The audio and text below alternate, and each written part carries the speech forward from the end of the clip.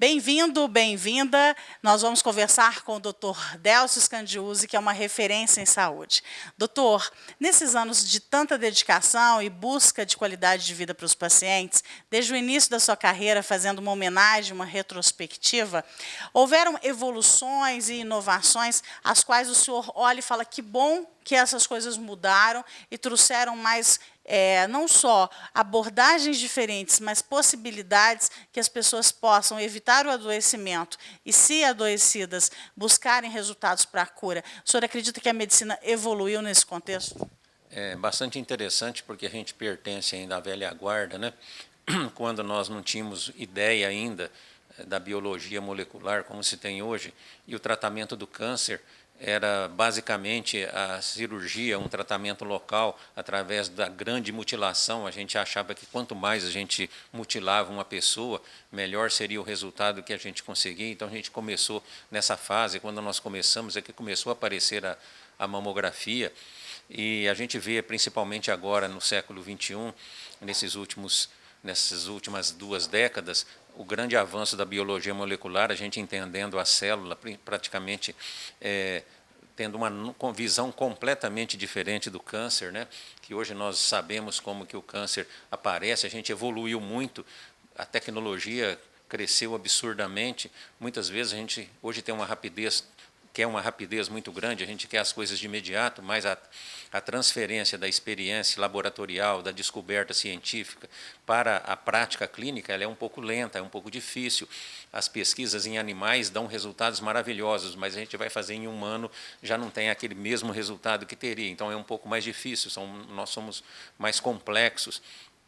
Então a gente vê uma mudança extremamente radical. Hoje o câncer é tido como uma doença que a célula começa, nós nascemos de uma célula, somos 10 trilhões de células, de repente uma célula se revolta contra as outras e ela tem características mais inteligentes e mais capacidade de sobrevivência do que as nossas próprias células normais e quer formar um indivíduo dentro da gente. Isso é o câncer.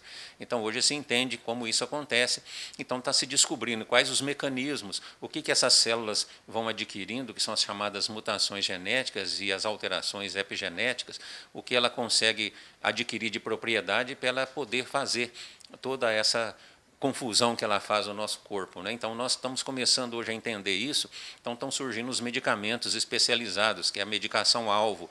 Antes a gente tratava todo mundo da mesma maneira, agora você vai selecionando os pacientes de acordo com essas alterações que aquele tumor apresenta, a gente vai procurar uma medicação que esteja de acordo com aquela alteração celular, né? Então é a chamada medicação-alvo, que diminui muito os efeitos colaterais. Nós ainda usamos muito a quimioterapia, que ela atua indistintamente, a quimioterapia, tanto nas células malignas quanto células benignas. Ela não é seletiva, mas hoje já está havendo muito isso. E atualmente, não tanto para o câncer de mama, mas já para outros tumores, a gente vê situações realmente que a gente, assim, até há pouco tempo atrás nem imaginava que pudesse acontecer através da imunoterapia, né? Alguns tipos de tumor, como melanoma, até o ex-presidente Jimmy Carter, com melanoma na cabeça, ele tomou essa medicação, que nós temos vários pacientes aqui em Uberaba que também fazem uso dessa medicação, é uma medicação caríssima, e que houve uma resposta muito grande através da imunoterapia, porque o nosso corpo ele não consegue combater uma célula maligna, ela não é tida como estranha no nosso corpo. Então, nossa imunologia não reconhece ela como maligna para poder eliminá-la. Então, antes a gente queria fazer uma vacina para aumentar nossa defesa imunológica para combater o câncer. E viu que isso não adiantava nada, então caiu em discreto. Recentemente, se descobriu o seguinte, que a célula maligna, ela cria alguma ligação com as células de defesa do nosso organismo que neutraliza a sua ação. E agora se descobriu que nós temos esses medicamentos que são chamados imunoterápicos, que eles vão lá e não deixam que essa ligação, esse tentáculo da célula maligna que neutraliza a nossa defesa, que ele seja atuante. Então, nosso organismo fica liberado, as nossas células de defesa ficam liberadas para atacar a célula do câncer, que ficam, então, sem essa bateria antiaérea, aí, né, podemos assim dizer. Então, são coisas maravilhosas que estão acontecendo e a gente, num futuro mais longo, né, a gente vai cada vez mais ter a medicação-alvo, que nós vemos um câncer no microscópio de uma pessoa igual de outra pessoa, mas as alterações nas células de uma pessoa são diferentes da outra, o comportamento daquele tumor é diferente de outro tumor, por isso que a gente cura uns, não cura os outros, não é? E uma coisa interessante, nós tivemos no Brasil esses dias, uma das pessoas mais estudiosas do câncer, que é o professor Siddhartha Mukherjee, que é da Universidade de Columbia, nos Estados Unidos, ele é indiano, escreveu um livro, best-seller, que é um sucesso mundial, o livro é para leigo, a biografia do câncer, o imperador de todos os males, né? E ele esteve agora esses dias no Brasil e teve uma série de palestras, e ele então disse que nós vamos prevenir melhor o câncer, que nós vamos tratar melhor o câncer, mas a humanidade não vai se livrar do câncer, vai ser...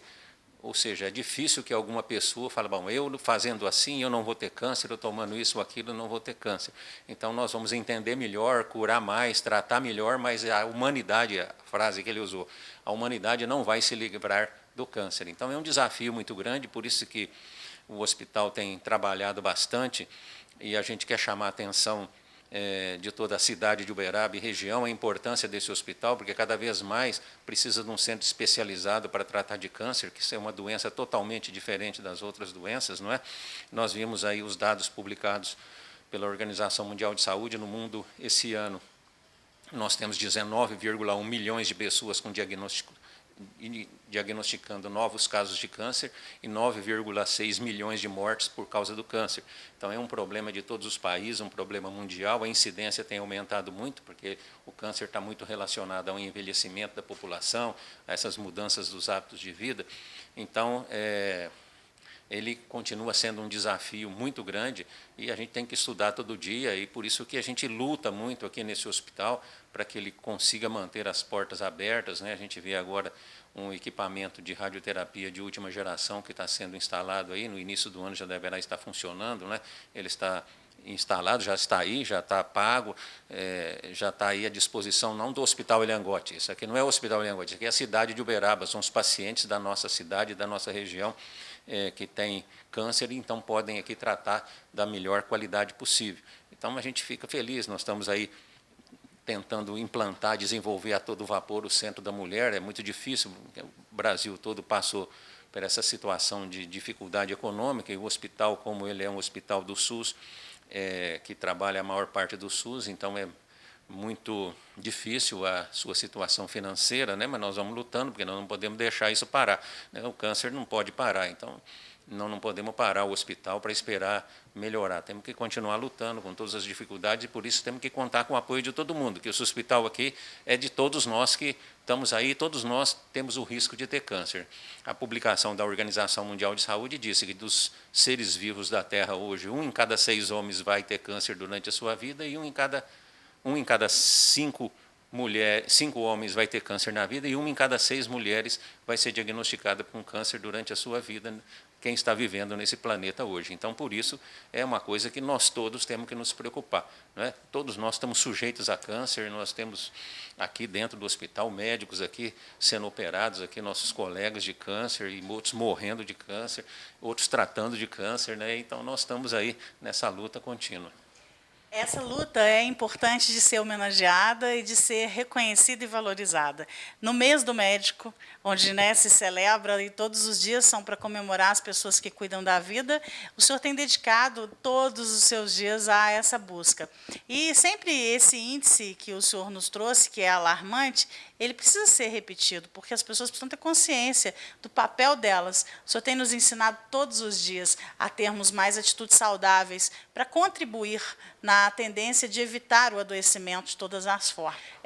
Aproveitar esse momento, doutor, para fazer essa homenagem ao senhor e a todos esses médicos que todos os dias buscam todas as maneiras desses pacientes terem resultados em relação a diagnósticos, como o senhor falou, tão personalizados. Então, quando necessariamente se busca a cura, aumentar a qualidade de vida daqueles pacientes que têm resultados específicos, curar outros. Então, é muito importante, nesse momento, a gente deixar registrado isso, né? Esse talento, essa vocação, essa determinação, essa força incansável para lutar contra esse adoecimento. De onde sai essa energia? Não, não é. Todas as pessoas, né, têm o seu papel, têm a sua história, têm o seu caminho, faz parte de alguma coisa. Ninguém é inútil aqui nesse planeta, cada um tem a sua função. A gente, devido a tratar uma doença que é realmente desafiadora, né, só qualquer um de nós, minha esposa teve câncer, um câncer grave, felizmente está curada, está já há 3 anos, está muito bem. Meu pai faleceu de câncer. Então, a vida toda, né, a gente vem trabalhando no hospital de câncer e se envolvendo com essas pessoas. E o câncer tem algumas coisas especiais. Então, toda vez que nós temos um diagnóstico de câncer, ele causa um certo impacto na pessoa. Nós temos muitas pessoas aqui que são pessoas humildes, que elas fazem o tratamento, e nós vemos hoje uma mulher com câncer de mama, às vezes o tratamento tem a quimioterapia, a cirurgia, a radioterapia, a hormonioterapia. Esses tratamentos, às vezes, ficam 10 anos ininterrupto de tratamento, né, e para que elas possam sobreviver. Então, as pessoas passam, o hospital, para muitas pessoas de fora, passa a ser a família dessas pessoas, não é? Porque elas encontram aqui todo mês, 2, 3, 4 vezes por ano, ou depois mensalmente, anos a fio, estando aqui, acreditando aqui no hospital. Então, isso vai criando uma responsabilidade muito grande em todos que trabalham aqui, em todos os nossos colaboradores, né, que vão fazendo parte da família desses pacientes. Então, isso vai envolvendo a gente, é todo um clima, né, de envolvimento, que todas as pessoas que trabalham nessa área se envolvem dessa maneira, e não tem outra maneira de ser que não seja essa, não é? E a gente vê todos os médicos se dedicando aí com todas as dificuldades que nós temos aí no nosso sistema de saúde, não é? Mas ele está aí, é o nosso sistema, ele atende muita gente, tem os seus problemas, mas também tem um grande número de soluções, né? Depois que nós temos o SUS, deixou de existir o indigente, né? Que antes era a pessoa era nas Santas Casas tratado como indigente, ele não tinha nada, era de favor. Hoje não, ele tem o direito, pode até que não receba, mas que está lá o direito, e cabe a todos nós lutar. E todas as pessoas têm obrigação com a saúde hoje, por ser uma saúde pública, tem que ter uma responsabilidade social. Então, você tem que dirigir com cuidado, porque se você tiver um acidente, você vai lá no pronto-socorro ou no hospital do SUS. Você fica andando de moto, o número de acidentes diário que nós temos aí, e muito grande, o que se gasta de recursos para isso. Nós temos aí as pessoas fumando e depois vão lá, colocam um stent lá que fica 8, 10, 15, 20 mil reais, vai lá, coloca tudo pelo SUS. Tem um tratamento de câncer que às vezes fica 200, 300, 500 mil reais, um tratamento de uma pessoa que foi usada por um mau hábito de vida, pelo hábito de fumar. Nós gastamos mais dinheiro fazendo propaganda para a pessoa se vacinar do que a vacina custa. Então, com isso, nós temos assim que ter, em relação ao SUS, nós também vemos que sempre nós buscamos as pessoas têm o seu direito, que é garantido na Constituição, mas a gente sabe que, às vezes, a pessoa precisa também ser orientada no sentido de que todos nós tenhamos responsabilidade, porque tudo aquilo que nós usamos, que nós fazemos, e que nós vamos usar o SUS por uma má conduta que nós tivemos do ponto de vista de hábito de vida ou de alguma imprudência, alguém vai pagar. Então, tem que ter toda essa noção, né? Nós não temos só que ter os direitos do SUS, quero isso, quero aquilo, e o nosso dever para com a saúde pública. Então, isso é uma coisa que precisa, no Brasil, na nossa opinião, ser extremamente levada a sério para que todos nós possamos melhorar.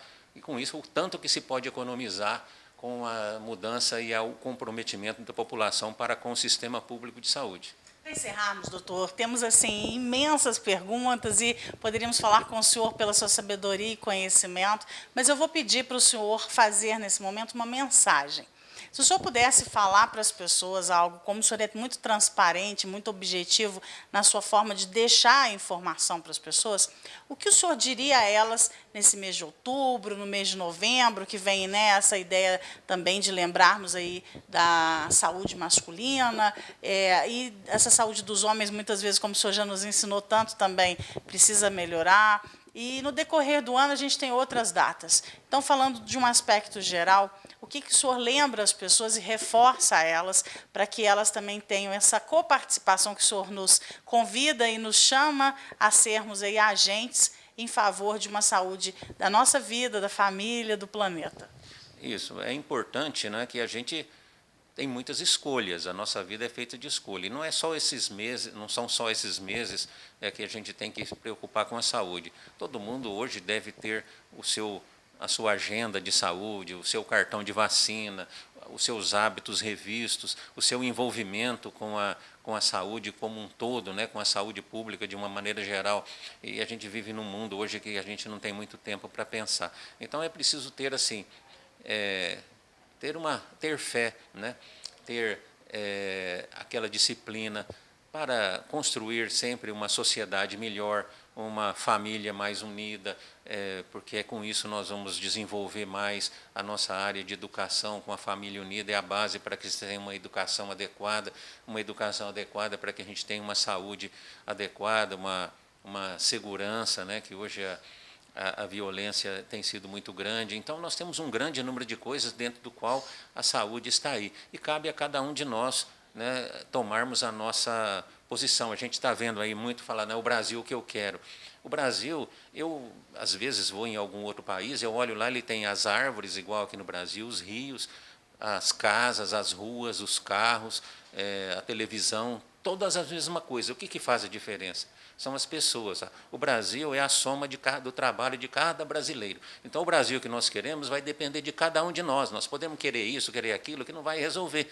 Só vai resolver o dia que cada um de nós tivermos a consciência do que nós representamos no meio que nós vivemos e cumprirmos a nossa obrigação. E aí nós teremos um Brasil melhor. Ele é a soma de cada trabalho de cada um. Ninguém vai resolver o nosso problema se nós não nos unirmos, não organizarmos as nossas vidas, as nossas famílias, o meio que a gente vive, a nossa cidade, o nosso município, para que o nosso estado seja melhor e o nosso Brasil como um todo seja melhor.